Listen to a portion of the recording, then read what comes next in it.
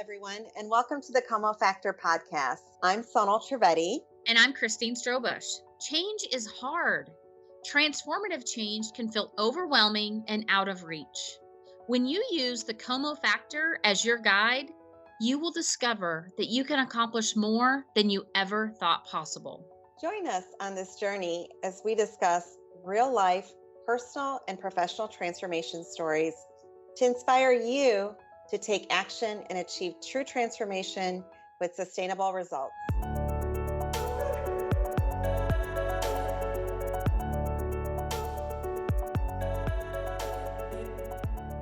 For those of you that are new to our podcast, this week we're continuing where we left off in the mini-series.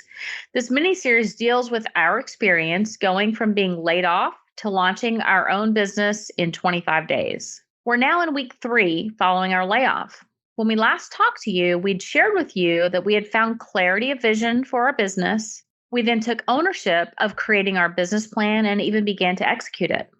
That was all good, but we were acutely aware that our mindset could ultimately make or break our new venture. After all, the world is full of businesses that are not successful. According to the U.S. Bureau of Labor Statistics, approximately 20% of new businesses fail during the first 2 years. That number climbs to 45% during the first 5 years and 65% during the first 10 years. So in the end, only 25% of new businesses make it to 15 years or more. I tell you, there were days that we could have felt like our venture was hopeless. After all, due to the global pandemic, many businesses were closing. So who are we to start a new business in times like these? And that, my friends, is when the power of a meaningful mindset kicked in. Sonal, what does it mean to have a meaningful mindset so that our listeners have a full appreciation of what it is? Would you mind explaining it? Absolutely, Christine. I'd love to. Simply put, the definition of a mindset means that it's an established set of attitudes held by an individual. So when you talk about having a meaningful mindset, it's about an individual's attitude or outlook. So let's say you're speaking of someone's mindset. Essentially, what that would mean is that you're looking at that person's general attitude and the way that he or she typically views things. Okay. So, Sonal, I think that's a helpful definition. At what age do you think a person can begin having a meaningful mindset? That is a really good question, Christine. So I would say you're never too young to form your mindset. And as a matter of fact, I think there are a lot of studies that say much of your mindset is developed at an early age, usually before you're 10 or so. Maybe I could share a story about my son, Miles. I remember when he was probably 6 or 7 years old, and my kids and I were visiting my brother in Pittsburgh. And we had ventured out for lunch in the Strip District, which is a really, really cute area bordering downtown Pittsburgh. Basically, it's a shopping district that's probably not much more than half a square mile in size. And what I love about it and what makes it so magical is because it's full of ethnic grocers, produce stands, many different markets, and lots of vendors on the sidewalk, a different kind of experience. It has an amazing international vibe, and it's really great to visit with the family. So there's this little candy shop called Grandpa Joe's, and we were on a mission to look for a place for lunch. And as we were wandering down the street, of course, both my kids noticed this candy shop. So Miles asked if he could go inside. And since we're visiting, our time was somewhat limited.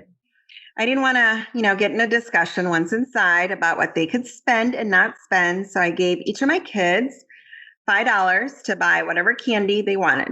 And as always, they were able to use their own pocket money as they wished if they wanted to spend more than that $5. So my daughter, Bree, who is just a couple years older than her brother, decided that she was going to save her money to purchase a souvenir. But she agreed that we should go inside the store to look for her little brother, as Milesy had a real sweet tooth. So, Christine, to give you a visual, and I know that you're already sweet enough and don't have much of a sweet tooth, That's all right. I'm telling you, you would have been impressed with this charming place. This candy shop was larger than life. Grandpa Joe's candy shop really is an experience like no other for both youngsters and adults alike that enjoy candy. So, for our listeners, if you're ever in Pittsburgh, you should definitely check this place out. Imagine having a huge store filled with hundreds of varieties of candy, both new and classics alike. This shop sells loose candy by the piece. So we probably spent a good 15 minutes in that store while Miles hand selected his candy piece by piece. He picked out Starbursts and all of his favorite colors, lemon drops, airheads, sweet and sours, bubblegum, basically all the candies that he loved. So we finally checked out at the register and he spent almost $9 on loose candy. $4 of which was it was from his savings. And needless to say, you could imagine his excitement, right? And as we were walking out the store, he asked if he could have a piece before lunch. And I told him, of course he could. So he picked out his favorite out of the bag, which was a blue raspberry Jolly Rancher, and excitedly popped it in his mouth. Okay, so you know that saying, he's like a kid in a candy store. To me, what you've described with Grandpa Joe's, it sounds like that maybe Grandpa Joe's was where that quote originated. I love it. So, but help us understand, what does all of this have to do with a meaningful mindset, Sonal? Well, you're spot on about the quote and resonating with this shop. You know what it was is that when we had first gotten there, the kids noticed that there were several homeless people around, and when we had arrived and parked our car, I had given a couple dollars to one of them. And as we started looking for a lunch place, after we left Grandpa Joe's, we noticed a woman with a child about the same age as my Miles sitting on the corner. And they had one of those cardboard signs, with the black Sharpie writing. And it said, homeless, anything helps. And then a little thank you underneath. So as we started to cross the street in their direction, Miles squeezed my hand and said, Mommy, can I give that little boy my candy? And I looked down at Miles and I could see in his eyes how bad he felt for this mother and child. I nodded yes. And of course, was fine with him sharing the candy, but I also wanted to make sure that he knew we didn't have time to go back, to Grandpa Joe's. So I said, are you sure you want to do that, honey? And he looked at me and answered confidently, yeah, I bet that boy never gets to have any candy. And that's not really fair.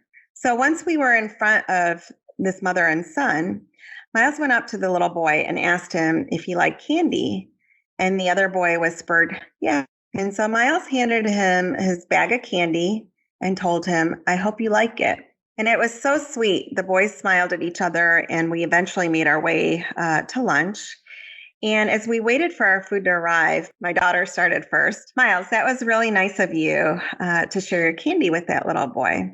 And you can imagine that was a proud, parent moment where my heart just swelled up. And I realized in that moment that my kids truly had such a meaningful mindset.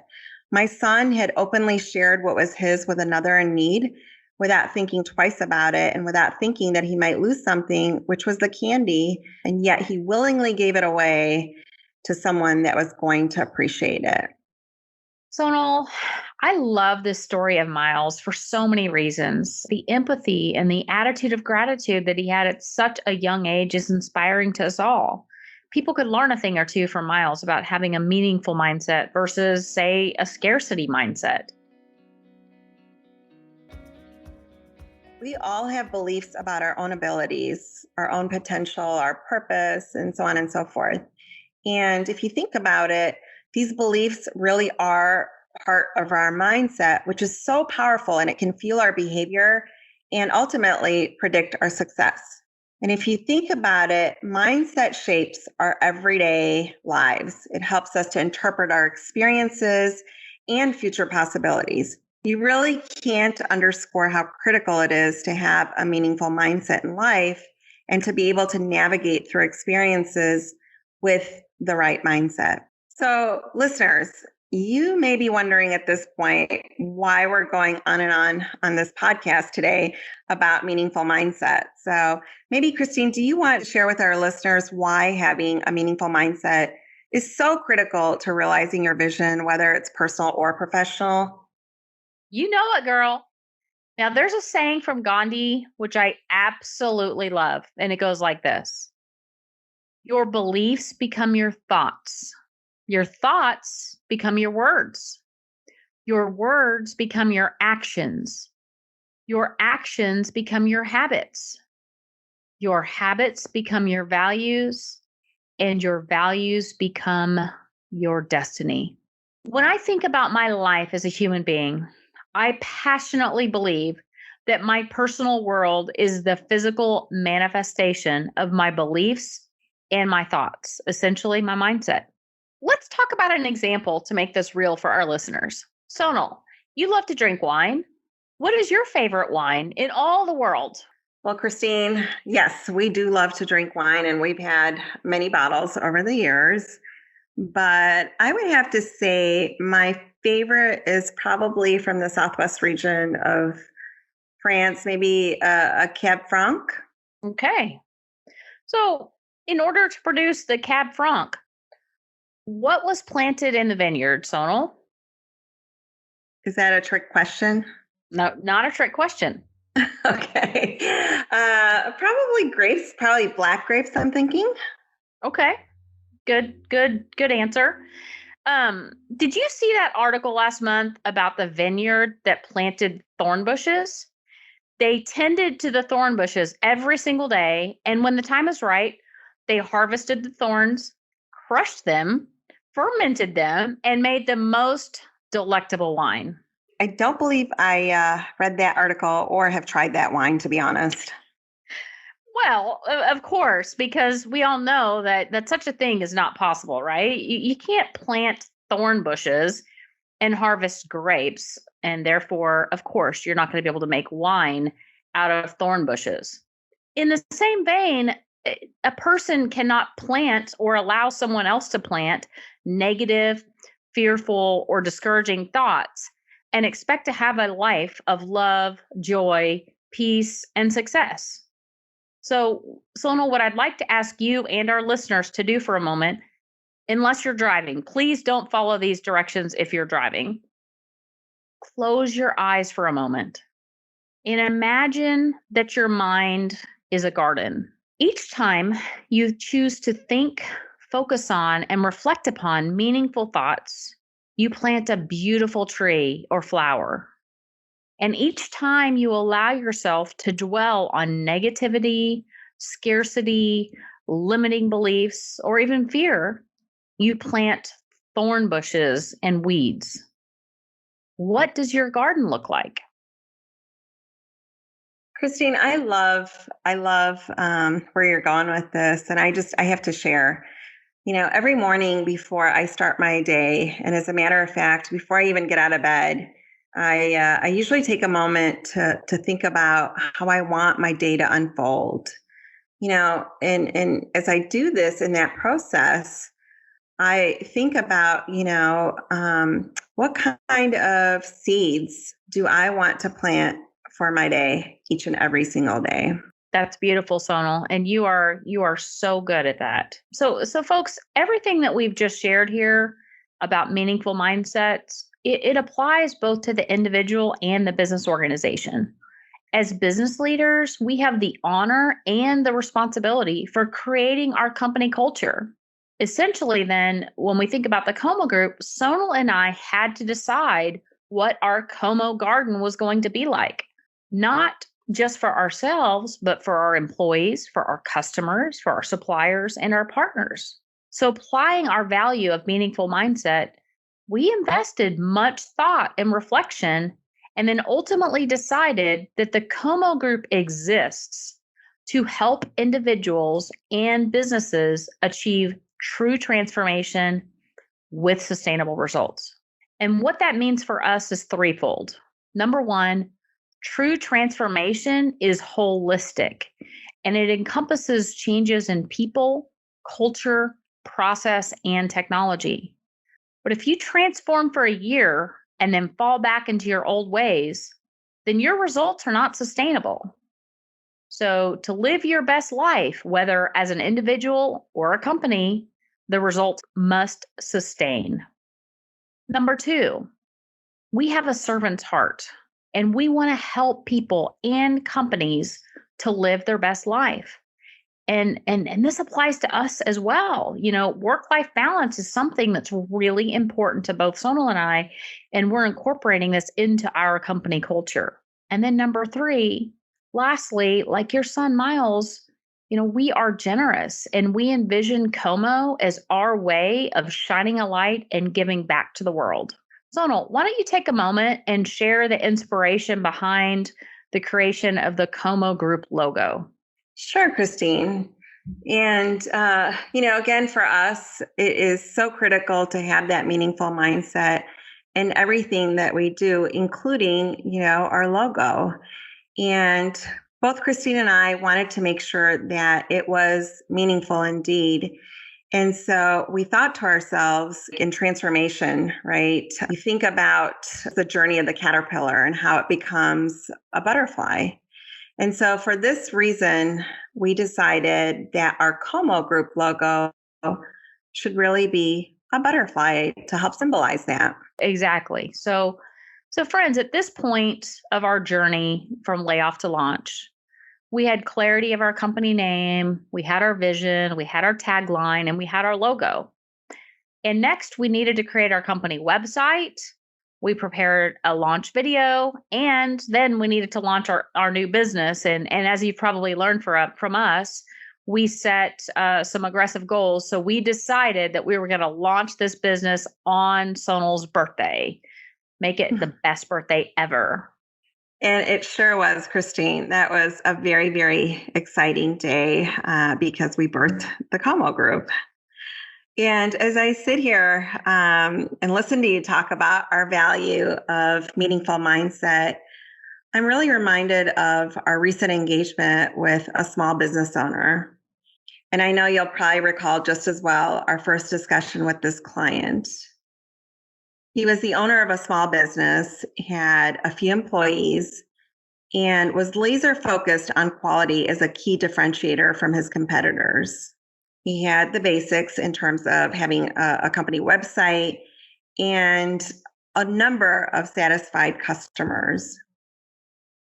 Yeah, I remember him well, and I'm absolutely confident that we can help his business grow through transformation. So, Sonal, what is the one thing that this client could do to change the trajectory of his business? So, keeping with the analogy of the weeds and the thorns, essentially what he needs to do is pull those out of his garden and replace them with oak trees. I might even go so far in a nutshell, and that's no pun intended there, Christine. Yeah. He needs to basically embrace a meaningful mindset for himself and embed that into his culture. And our Como Group is helping him to do just that. Indeed, we are. So, in conclusion, we've shared with you why a meaningful mindset is not only one of our core values, it's also part of the Como Group transformation methodology. As individuals and leaders, your mindset can either be meaningful, growth centric, and innovative, or it can be scarcity focused, fearful, and even meaningless. The culture of your company starts with you. As Ralph Waldo Emerson said, you are what you think all day long. So, friends, we hope that you'll be mindful of what you think so that your garden will flourish and grow despite what might be happening in the world today. Friends, we hope you enjoyed listening to our podcast today. And if you did, please hit subscribe now in your podcast app. We would very much appreciate it as we are trying to grow our following organically. You can also find more resources and tools at our website at thecomofactor.com. And until next time, thank you so much for listening. A number of our friends have asked us about how we were able to launch our podcast so quickly. I'll tell you, this whole experience has been new and exciting to say the least. Above and beyond having an amazing team, we use this incredible tool called Anchor. Sonal, why don't you share a little more about Anchor with our listeners? Well, to record our podcast, The Como Factor, you guys, if you haven't already heard about Anchor, it is the easiest way to make a podcast. Let me tell you, first of all, it's absolutely free. There's creation tools that allow you to record and edit your podcast right from your phone or your computer. Anchor even distributes your podcast for you, so it can be heard on platforms like Spotify, Apple, and much more. And it's everything you need to make a podcast in one easy to access place.